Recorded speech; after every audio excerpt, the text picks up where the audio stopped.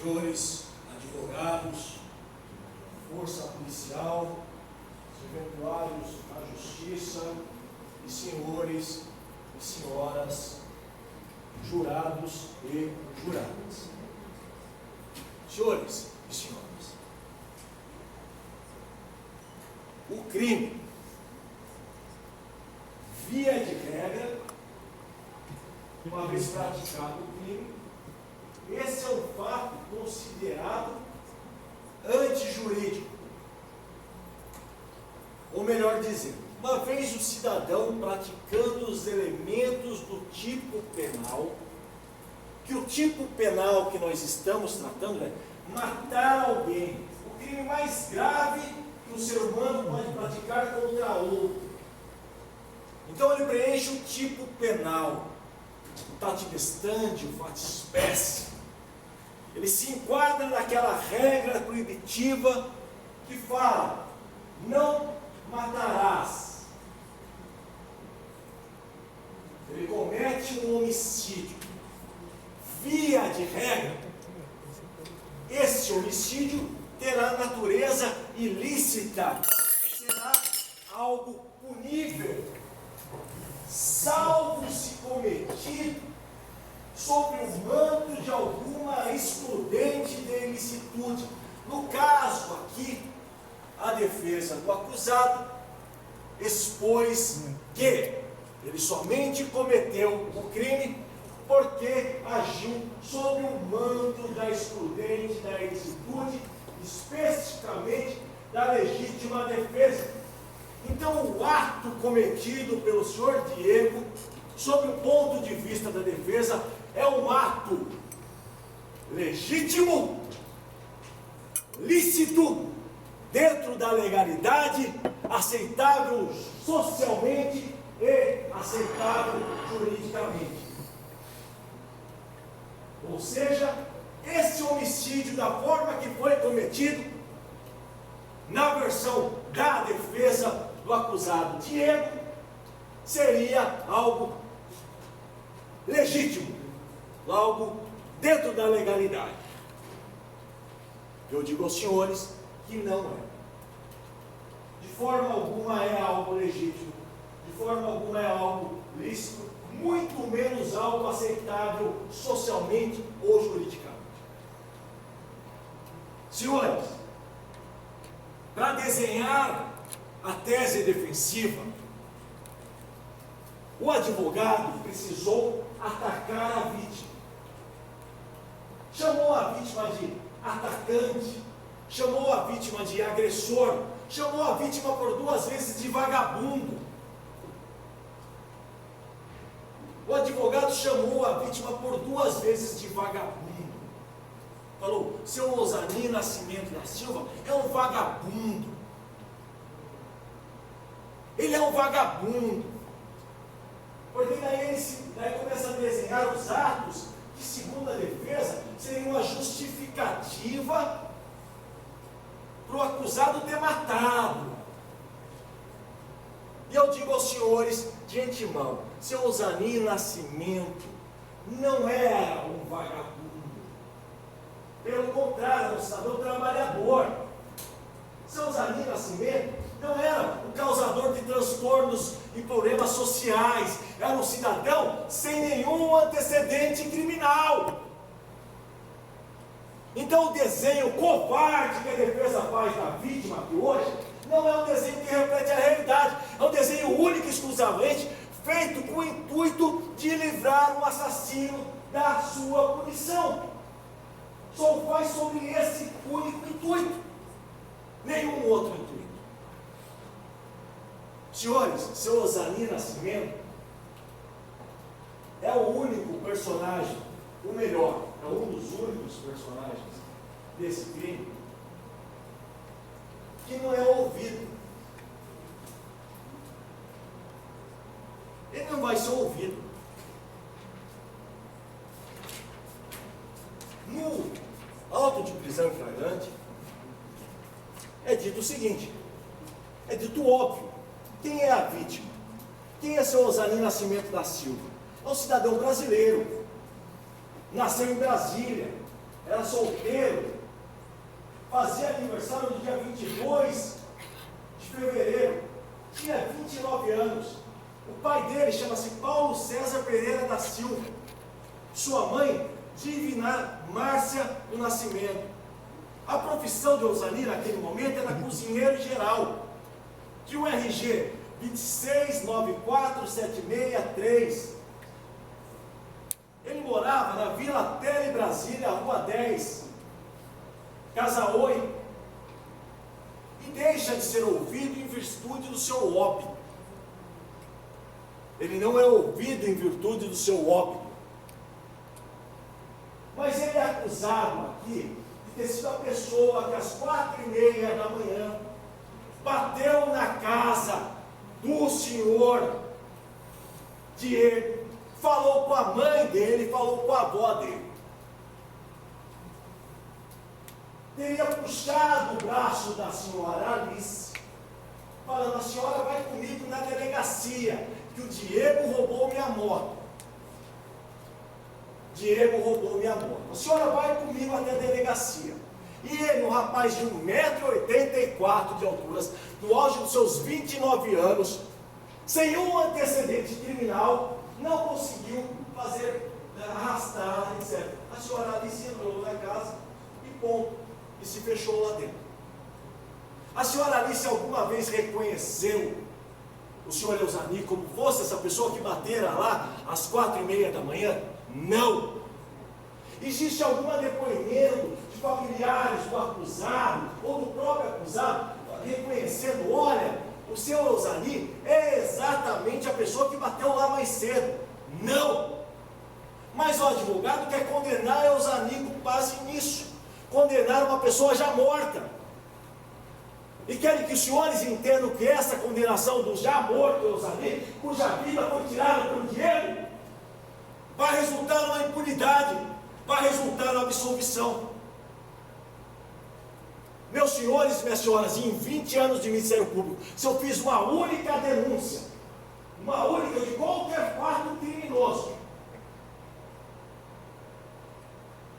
de uma pessoa que não foi reconhecida, de uma pessoa que não foi identificada, eu chegar para o senhor: olha, estou acusando o Eusani de ser a pessoa que bateu na porta, de que ameaçou, que gritou, cuja moto tinha sido roubada, cuja prova, qual prova eu apresento para isso? Nenhuma, zero prova. A senhora que foi a pessoa que atendeu na porta, ela reconhece Eusani? Não! Ela fala que Eusani é uma pessoa de 1,65 m. Eusani morreu, senhores, no alto do seu 1,84 m. Reconhece Eusani? Não!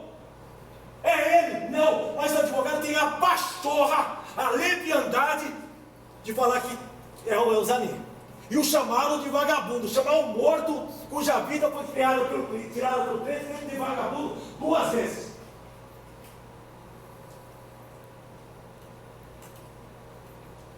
Senhores e senhoras, não bastasse isso, não bastasse essa leviandade contra o morto, não bastasse isso, qual que é a tese de qual se debruça a defesa? De que Eusani teria vindo, meus senhores e minhas senhoras. Vamos aos números das ruas, vamos aos números das casas. O acusado diz que Eusani veio caminhando do lado oposto ao orelhão. Do lado oposto ao orelhão, meu senhor. Ele teria vindo caminhando do lado oposto ao orelhão. Então aqui no meio da quadra é a casa número 41. Lá no ponto, no bar do Cabeça, é a casa número 26. Aonde a vítima cai falecida é a esquina desse lado. Desse lado. Então o cidadão Diego, ele fala o seguinte: a vítima veio caminhando do lado oposto ou seja, uma numeração por óbvio maior, não é? Das casas. 60, número 80, número 50, mas não número 26, é lá do outro lado. E ele caminha. Isso é a versão mentirosa do acusado. Isso é a versão que ele mente para se livrar desse mais esse crime que ele comete contra o cidadão primário de bons antecedentes, que foi assassinado à covardia. Então ele caminha. Isso é a versão dele, mentirosa a versão dele. Ele caminha. Aqui chegou no número 41, teria havido interveno, cuja tesoura nunca foi encontrada. E aqui no número 41, teria ocorrido a facada no tórax, uma facada mortal, cravaram uma faca no tórax de outro ser humano, meus senhores. Essa facada ingressa pelo quinto espaço intercostal da vítima, perfura o pulmão, causa um sangramento volumoso e imediato. O hemotórax, meus senhores, que é aberto ali, tinha no mínimo 2 litros de sangue só dentro do tórax dessa vítima. Essa vítima morre de choque hipovolêmico, falece no local. Meus senhores, uma vítima atingida no número 41 não caminharia até uma esquina adversa, a esquina contraposta aonde ele falou que ele vinha, sem derramar um pingo de sangue. E o laudo diz, meus senhores, os espingamentos, os pingos de sangue começam lá, não é aqui, não é no meio. Então, se essa vítima foi covardemente acusada aqui, cuja dona Alice é incapaz de reconhecê-la, fala que o cidadão tem 1,65 m.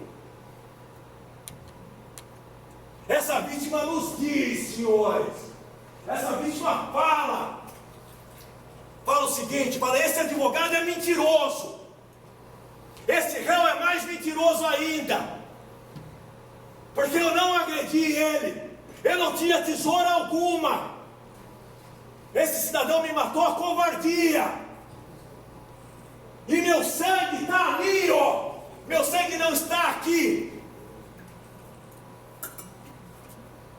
Então, se a vítima é incapaz de falar porque foi morta atrocemente por um cidadão cujo único intuito na vida foi egoisticamente se entorpecer, a despeito de sofrimento de mãe, hoje a vítima fala, hoje a vítima nos diz, hoje a vítima pregoa e grita, e a vítima fala, mentira do advogado, mentira o advogado que me chama de vagabundo, mentira do advogado falando que é aqui que eu fui atingido, mentira, porque o pingo, o sangue dessa volumosa quantidade de sangue extraída por esse golpe fatal, o laudo é taxativo, minha senhora. O corpo e o sangue da vítima são de uma eloquência. Esse pingo, meus senhores, começam aqui, ó. 5 casas, a 50 metros, no mínimo, de distância. Ela sangra, ela anda a poucos metros e ela cai. Um ferimento, senhores, que é impossível, com o pulmão perfurado, com sangramento volumoso, meus senhores, minhas senhoras. Um golpe fatal, um golpe no peito. Então a primeira coisa que essa vítima fala é, olha, o seguinte, você quer chamar a vítima de vagabundo? O senhor apresenta a prova. O senhor quer achar que uma vítima trabalhadora, que estava lá naquele local, é aquela mesma lá da moto, então espera o seguinte, porque olha o que diz o acusado, olha o que diz o próprio acusado. E diz o acusado, meus senhores e minhas senhoras, o diz, sabe como? O diz repetido pela nova defesa. O diz em aspas transcritas. E diz o seguinte: o negócio da moto, de fato ocorreu, mas não era com esse cara não. A história da moto não ocorreu, mas já teria sido resolvida pelo acusado. Olha que estranho. Olha que estranho isso, de alguém que se diz em legítima defesa. Olha aqui, ó.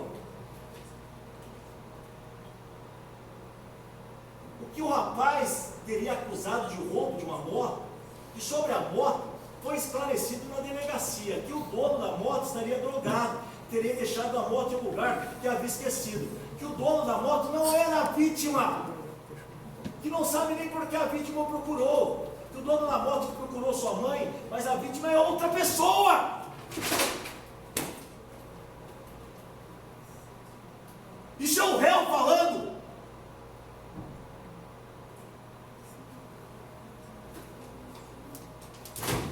O réu falando, transcrito as folhas 152, pela própria defesa, pelos senhores advogados. Aqui, ó. Acompanhe, senhores advogados, para ter um pouco mais de cautela com a pessoa que já morreu e foi assassinada covardemente e está sendo chamada de vagabunda aqui. Aqui, ó. Interrogatório do senhor Diego Oliveira Melo. Diz a defesa, esclareceu os fatos. E olha o que diz: que o dono da moto que procurou sua mãe, olha, que o dono da moto não era a vítima, que não sabe porque a vítima o procurou, que o dono da moto que procurou sua mãe, vírgula, mas a vítima é outra pessoa, que não conhece a vítima, e aí inventa a tese da tesoura. Tesoura essa, meus senhores. Ele fala, o advogado fala assim: olha, mas a faca não foi encontrada porque o réu, cuja própria avó fala: olha, eu escondo as facas, porque o réu tem costume de andar com a faca na cintura.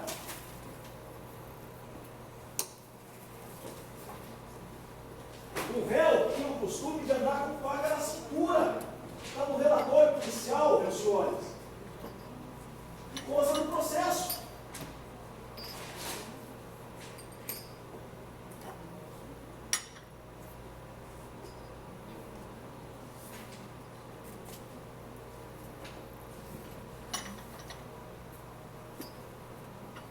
E ele deu cabo à própria faca usada no crime.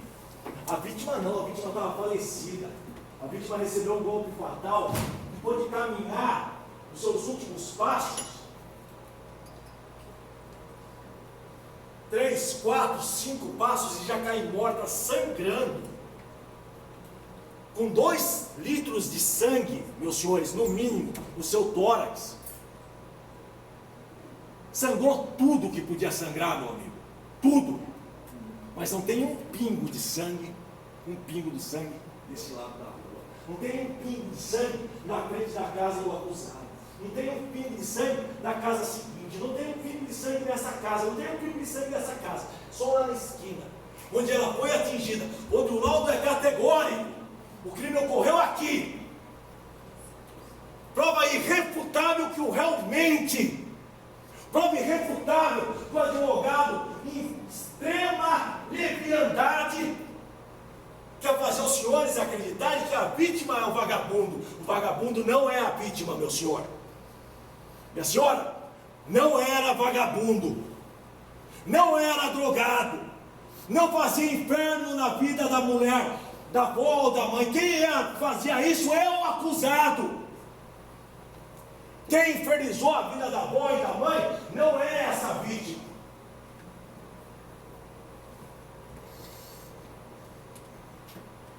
Porque de repente, meus senhores, minhas senhoras, a coisa chegou a esse ponto. Você pega o acusado tem relato de envolvimento com drogas desde 2007, ainda menor de idade. A mãe deve estar desesperada. Essa doença da mãe, você vai encontrar com causa, meus senhores, você vai encontrar relação de causa e efeito no vício do filho.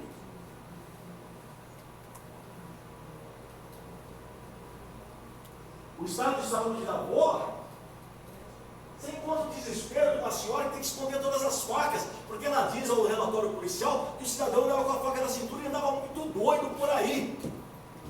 Muito doido, senhores. Com álcool, com todo tipo de droga. Ficava 3 dias desaparecido aí, andando com o traficante de um lado para o outro, fazendo carrinho, fazendo carreto para traficante, fazendo correria para traficantes das ARs, com o único intuito de continuar se entorpecendo, egoisticamente, sem se importar em nada para a avó, meu senhor. E esse cidadão que o advogado quer desenhar como defensor do lar. É esse cidadão que o advogado quer chamar a vítima de vagabunda, a vítima que está morta, assassinada. Vítima essa que o próprio acusado fala: a vítima não é o cara da morte. A vítima não é o cara da morte. Quem diz isso? Os advogados dizem isso. Com base no quê? Com base no que disse o próprio acusado. Em juízo, na outra vez, diz o seguinte: olha, que o rapaz teria acusado de um roubo de uma moto para sua avó. Sobre a moto foi esclarecido na delegacia que o dono da moto estaria drogado, teria deixado a moto em um lugar que havia esquecido, que o dono da moto não era a vítima. Está aqui, ó, senhor. O dono da moto não era a vítima. Que não sabe porque a vítima o procurou. Que o dono da moto que procurou só é a outra pessoa que não conhece a vítima. E aí começa a mentira da tesoura que nunca vai ser encontrada. A tesoura essa, ele disse que tem um rasgo na mão e tem um pequeno ferimento irrisório. Uma lesão incisa de 1 centímetro, completamente incompatível de alguém que leva uma facada violenta na mão, meu senhor. Completamente incompatível. E aí o advogado faz toda essa situação. Para quê? Os senhores chegarem e não vão absolver o acusado. Como o advogado fala, melhor que a vítima seja o vagabundo da história, não é? A vítima já está morta e enterrada. A vítima não está aqui para se defender, minha senhora. Mas coisas estranhas também acontecem no júri, meus senhores. As vítimas às vezes falam, as vítimas às vezes conversam, as vítimas às vezes dão seus últimos suspiros e suas últimas, às vezes para se defender de atitudes levianas feito essa que a gente viu aqui hoje. E a vítima fala no laudo. No laudo ela diz: o laudo é categórico. Categórico. Os sangramentos e espingamentos de sangue iniciam-se exatamente ao final da rua, de forma incompatível, exatamente do lote 26. Destaque das placas número 1, 2 e 3. Está aqui, ó, a poucos metros do bar do Cabeça. A 4 ou 5 casas, a mais de 50 metros do local onde ele diz que esfaqueou. Ele mentiu. Ele foi em encalço da vítima. Ele saiu da casa dele e foi ali, em 50 metros, para esfaquear essa vítima. Essa vítima esfaqueada, ela caminhou poucos metros. No primeiro passo, meu senhor, a havaiana dela, o pino central da havaiana estourou.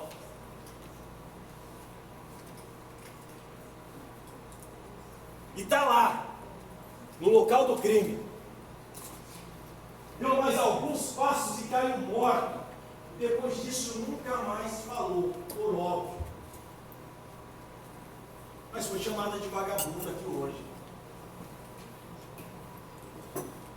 Eu peço para o advogado, o senhor não veio aqui e falou que foi a vítima, o Eusani, que bateu na porta lá do cidadão? O senhor não veio aqui falar, doutor advogado, que é o Eusani, que é o vagabundo que ameaçou? E agora como que você faz o depoimento do seu cliente? O senhor rasga e esconde? O senhor vai mentir de novo? As folhas 152. O que o senhor faz por isso?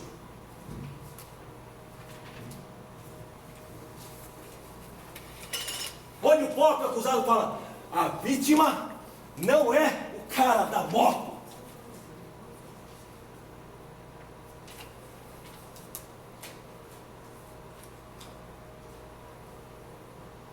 Que o dono da moto estaria drogado, que o dono da moto não era a vítima, que não sabe porque a vítima procurou, que o negócio da moto foi esclarecido na delegacia. O dono da moto estaria drogado, ele era moto em outro lugar, você havia esquecido. E o dono da moto não era a vítima.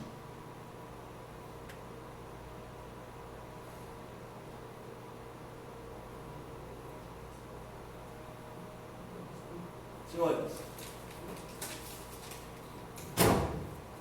as coisas só chegam a esse ponto em razão de impunidade. Sabe? Às vezes é o seguinte, às vezes o Diego já rouba, já pega as coisas de casa. Se você deixar uma panela, ele vai furtar, vai pegar da pó para trocar por droga. Se ele deixar uma televisão, ele vai usar, vai cheirar a televisão. Esse cidadão já foi preso com 2 armas de fogo e dá explicações frívolas, inconsistentes e mentirosas para isso. E ele se acostumou a isso, meu senhor. Se acostumou a mentir para sair. Se acostumou. E essa série de mentiras que ele conta para a mãe, que conta para a avó, ele conta para o advogado. E o advogado finge que acredita. E fingiu que defendeu ele aqui, etc. Tal, com base em verdade. Só mentiu. Só mentiu. Só mentiu. E o ponto máximo foi chamar a vítima de vagabundo. Esse foi o ponto máximo. Pô, a vítima não era o dono da moto. A vítima não era o cara que teria ido lá na casa dele anteriormente. O cara lá de 1,65 m não foi identificado. Em momento algum você acha, senhor Alice, meu senhor, fala assim, ó, olha aqui a foto do cidadão. Olha aqui a foto do Eusani na carteira de trabalho dele. Olha aqui a foto do Eusani, meus senhores, que foi preendido de posto. Que o único processo que ele tem, sabe o que é, meu senhor? É o processo de inválido do trabalho. De alguém que trabalhou.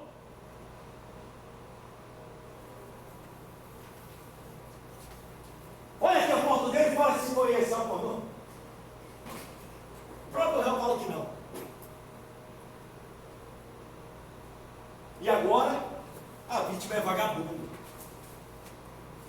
Agora, a vítima é o culpado.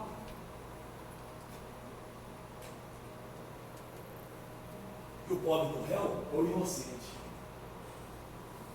Se os senhores quiserem aderir ao que diz a defesa, eu não tenho o que fazer.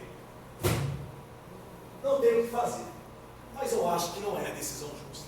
Digo mais, eu tenho certeza que não é a decisão mais correta e não é uma decisão justa. Pelo contrário, é uma decisão covarde, é uma decisão que se baseia em mentiras, uma decisão que se baseia em mentiras contadas por alguém que foi covardemente assassinado e alguém que nos diz aqui hoje coisas relevantes. Nos diz em sua carteira de trabalho, meu senhor, nos diz em seu sangue derramado, nos diz em sua última gota de sangue, nos diz o quê? Mentirosos, vagabundo, uma pinóia, covarde.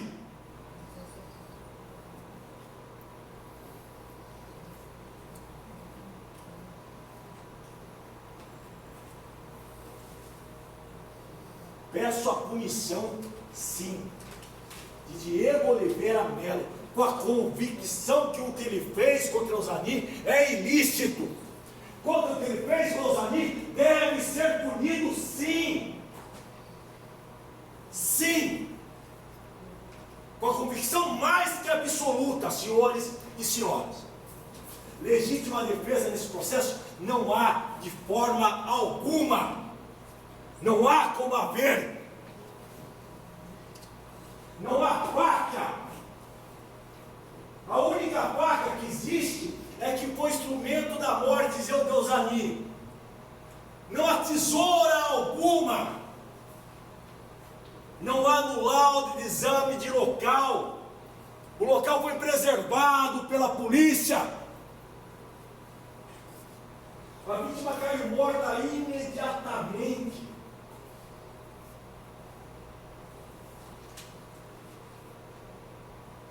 A vítima foi atingida em local oposto ao que diz o depoimento do acusado. Depoimento, diga-se de passagem, que já se modificou um monte de vezes, minha senhora. Um monte de vezes. Várias, inúmeras vezes. Várias. A prova técnica, o corpo da vítima, os próprios depoimentos, inclusive os outros relatos do próprio acusado, não deixam sombra de dúvidas que não é caso de absolvição. O Ministério Público, esse promotor de justiça, pede como medida de justiça que, ao votar o quesito, o jurado absolve o acusado, respondam não admito que chamem a vítima de vagabundo depois de morta. Não admito, senhores, que se invente tese de legítima defesa, falando que a vítima atingiu-a e veio pelo lado da rua, quando a vítima sangra e morre no lado oposto. Não existe, senhor, vítima com tamanha sede, tamanha gravidade de ferimento, que percorra a distância mínima sem gotejar, sem sangrar, sem dizer para os senhores a verdade. O senhor não vai encontrar.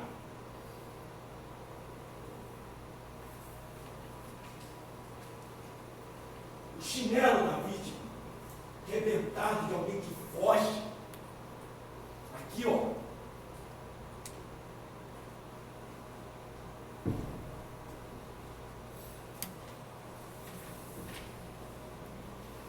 Senhores,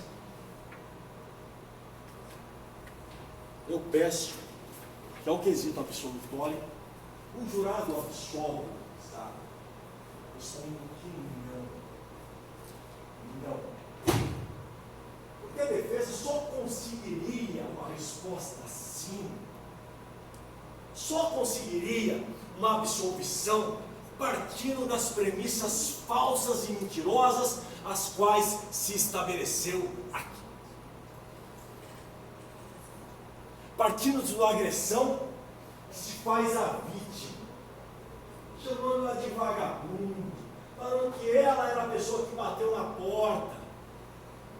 O próprio acusado falou, não é ela. O negócio do dono da moto lá foi resolvido depois. O cara estava doidão, encontrou a moto outrora.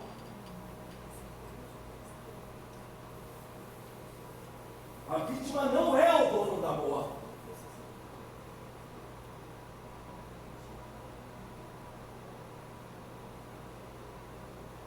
A vítima não sangra do lado de lá. A vítima não é atingida na frente da casa do Diego. A vítima é covardemente atingida do outro flanco da rua.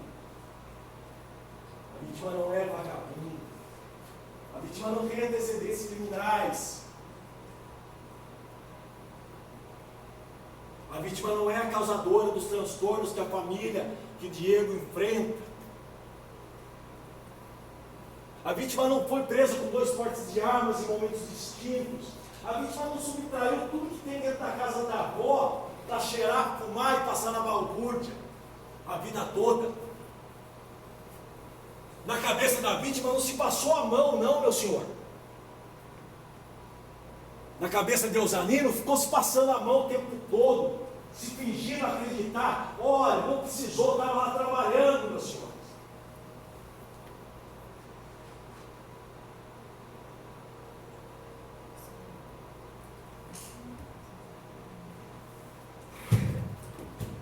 Eu acho que era isso que eu tinha para falar dos senhores e para as senhoras nesse momento do julgamento.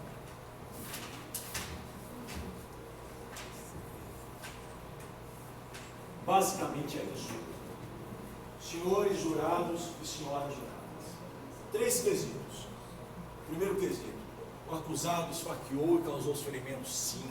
Foi o acusado que fez aquilo? Sim. Ele agiu sob o manto da legítima defesa? Não. A vítima é vagabundo? Não. A vítima foi agredida lá na rua? Não. A vítima é o dono da moto? Não. Há legítima defesa nesse caso? Não. Há alguma hipótese de absolvição nesse caso? Não. Nenhuma, senhores. Nenhum caso de absolvição nesse caso. Obrigado, senhores. Obrigado, senhoras. Bom julgamento.